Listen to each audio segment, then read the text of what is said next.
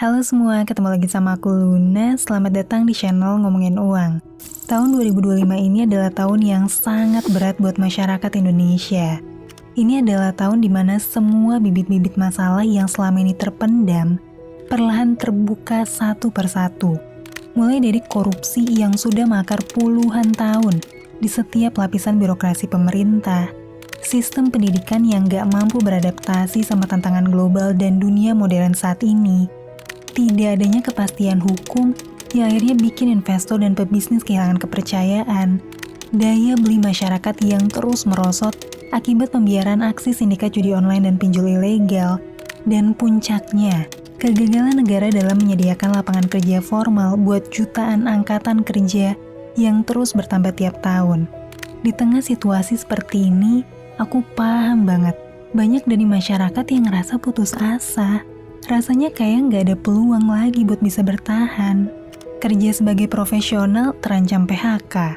Mau coba buka usaha, daya beli masyarakat udah jatuh.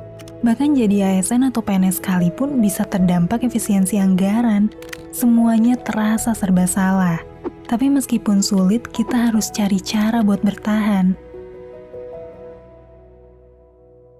Karena itu di video kali ini, kita akan bahas strategi bertahan di tengah ekonomi yang sulit, kesalahan finansial yang harus kamu hindari, dan yang paling penting, gimana sih caranya tetap bisa dapetin penghasilan tambahan meskipun persaingan usaha makin ketat dan lowongan kerja makin sedikit. Yang pertama, sebelum kita bahas tentang nambah pemasukan, aku mau bahas dulu gimana sih kita ngelola uang di saat ekonomi yang susah kayak sekarang. Ada 3 prinsip utama yang aku saranin nih buat kamu supaya bisa survive di tahun 2025 ini. Yang pertama adalah jangan sampai kamu nambah utang baru. Yang kedua, pertimbangin dengan matang setiap pengeluaran kamu di tahun 2025 ini.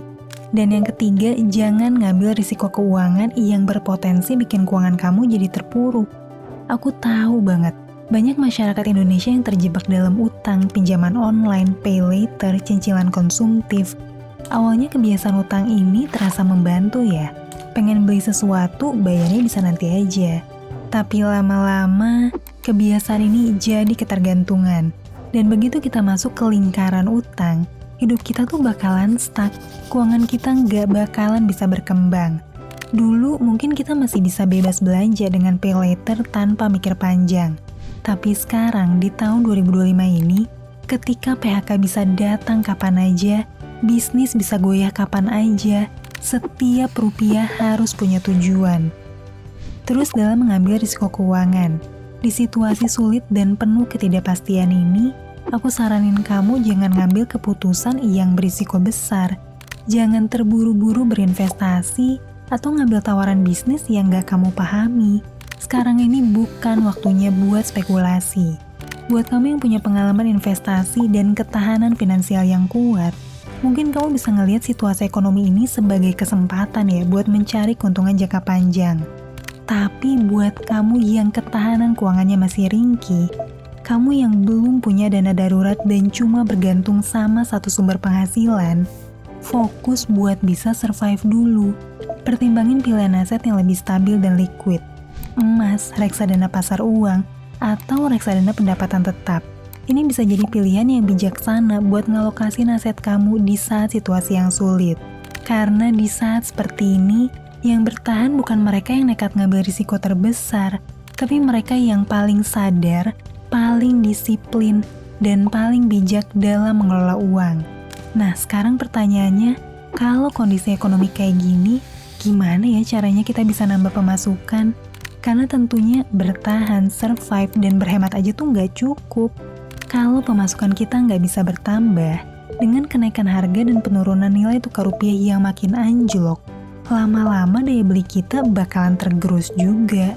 Kita cari akal buat bisa nambah pemasukan baru. Tapi caranya gimana? Yang pertama, kita tuh harus sadar dulu kalau situasi ekonomi saat ini terasa begitu berat.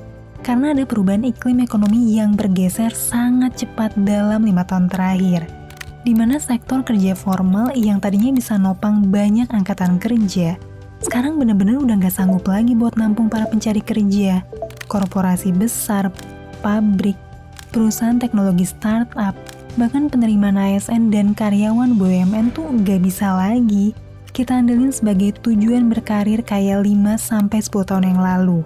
Situasi ekonomi berubah, kita harus bisa nerima dan cepat beradaptasi.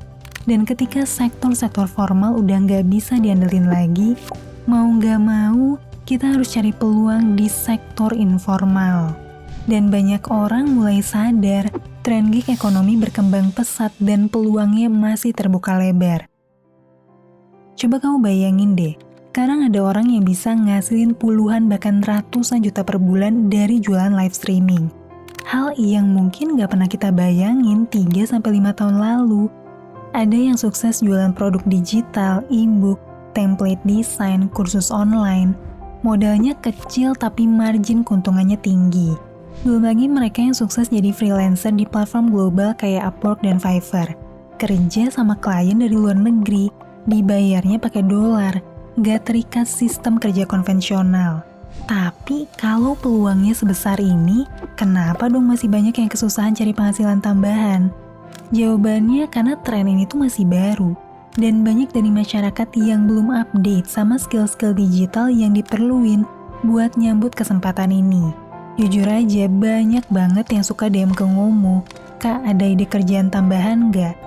Tapi begitu kita arahin ke website atau platform freelance yang nawarin job yang bisa mereka kerjain cuma dengan modal laptop dan internet, ternyata mereka tuh belum punya skillnya. Padahal sebetulnya ada banyak job yang cuma butuh kemampuan administrasi, kemampuan nulis atau copywriting, kemampuan bahasa Inggris yang baik, atau skill desain basic dengan Canva.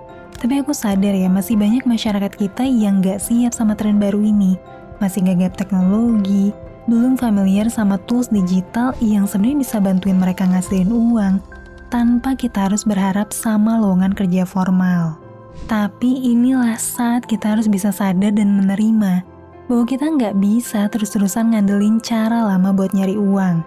Kalau masih mikir kayak 5 tahun lalu, berharap dapat kerja kantoran dengan gaji stabil tanpa perlu khawatir PHK, atau buka usaha konvensional dan berharap daya beli masyarakat yang luas, tahun 2025 ini akan terasa sangat berat.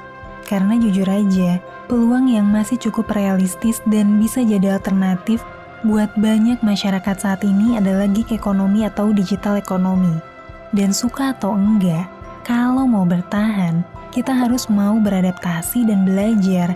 Karena sebetulnya kalau mau belajar beberapa skill dasar yang esensial di industri baru ini, peluang kamu buat bisa dapat uang tambahan di era digital ini bakalan makin besar. Misalnya kemampuan desain simple pakai Canva dan edit video basic di CapCut. Menurutku ini adalah skill dasar yang perlu banget dikuasain di tren ekonomi digital. Karena sekarang hampir semua peluang di internet tuh seenggaknya butuh skill desain. Dari jualan di e-commerce, bikin PowerPoint, bikin produk digital, bikin poster acara, sampai bikin konten di sosial media. Semuanya tuh butuh skill desain dan edit video. Terus skill nulis atau copywriting dasar juga adalah skill yang esensial banget. Apalagi kalau bisa dibantu sama AI tools yang bisa bikin proses penulisan kamu lebih cepat. Ada banyak banget nih peluang yang bisa kamu dapetin di internet. Mulai dari technical writing kayak nulis deskripsi produk atau SOP perusahaan. Terus nulis konten marketing, sampai jadi ghostwriter buat orang lain yang bersedia bayar. Apalagi kalau kamu bisa bahasa Inggris, kamu bisa jual jasa copywriting kamu buat klien luar negeri dan dibayar pakai dolar lewat platform global kayak Upwork. Bahkan kalau kamu tuh cuma punya skill administrasi dasar, tapi terlatih nih buat bisa rapi dalam mengelola dokumen, kamu bisa kerja sebagai virtual assistant, data entry, atau transkripsi data. Ini adalah peluang yang gak perlu skill teknis, asalkan kerjaan kita tuh rapi dan teliti. Karena sebenarnya peluang kerjaan kayak gini gak cuma ada di Indonesia doang. Di luar negeri juga ada banyak perusahaan yang butuh jasa input data secara remote yang bisa dilakuin di mana aja.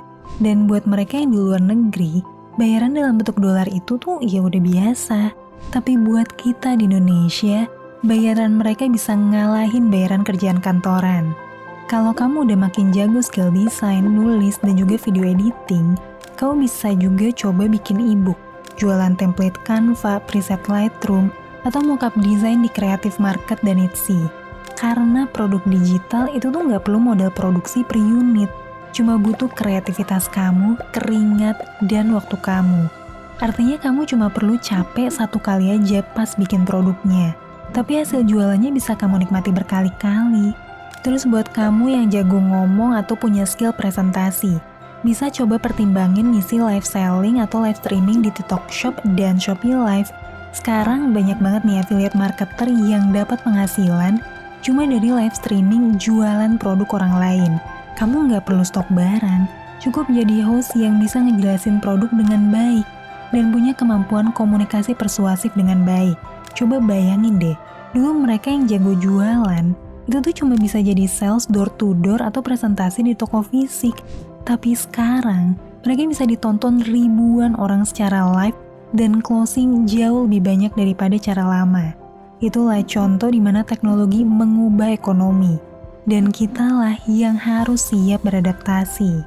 Buat kamu yang jago fotografi atau shot video B-roll, kamu bisa nih pertimbangin upload video dan foto kamu jadi stock footage atau stock foto ke situs-situs kayak Shutterstock, Adobe Stock, atau Pond5. Banyak konten kreator dan perusahaan yang butuh video dan foto berkualitas tinggi, dan mereka tuh bersedia buat bayar. Kalau kamu bisa bikin video sinematik atau timelapse bermodal kamera atau smartphone, ini tuh bisa jadi sumber pasif income yang lumayan banget. Itulah beberapa gambaran di mana iklim ekonomi kita bergeser. Dari sektor kerja formal beralih ke gig ekonomi yang mayoritas berbasis digital. Dan khususnya di Indonesia, di mana sektor kerja formal ngalamin pukulan yang besar, maka pergeseran iklim ekonomi ini perlu lebih cepat diadaptasi sama kita masyarakat yang masih produktif. Intinya kita harus sadar dan menerima bahwa dunia sudah berubah, dan kita nggak bisa lagi ngandelin cara-cara lama buat nyari uang. Kalau mau bertahan, kita harus jadi native secara digital. Harus terbiasa eksplorasi tools kayak Canva, CapCut, Google Workspace, dan juga AI tools yang bisa bantu kerjaan lebih cepat. Harus familiar sama platform kekinian kayak Upwork, Fiverr, atau Sribulancer. Harus mulai belajar gimana sih cara manfaatin sosial media dan e-commerce sebagai alat buat nyari uang, bukan sekadar tempat hiburan. Di video ini aku mau bilang bahwa seberat apapun kondisi sekarang, masih ada cara buat bertahan. Tapi kita nggak bisa terus berpikir kayak dulu. Dunia udah berubah, kita juga harus berubah. Peluang masih ada, tapi bentuknya beda. Transisi ke tren gig ekonomi dan digital ekonomi ini juga nggak akan mudah. Jangan berharap kamu bisa langsung cepat sukses di industri baru ini. Karena apapun kerjaannya, pasti perlu banyak adaptasi, banyak belajar, dan ngadepin tantangan-tantangan yang ada. Terlepas dari itu, aku paham banget tahun 2025 ini sangat berat buat kita semua. Tapi semoga video ini bisa bermanfaat, membuka mata kamu dengan kondisi ekonomi saat ini, dan juga nambah perspektif baru kamu. Sampai ketemu lagi di video selanjutnya, tetap di channel Ngomongin Uang. Karena ngomongin uang, gak ada habisnya.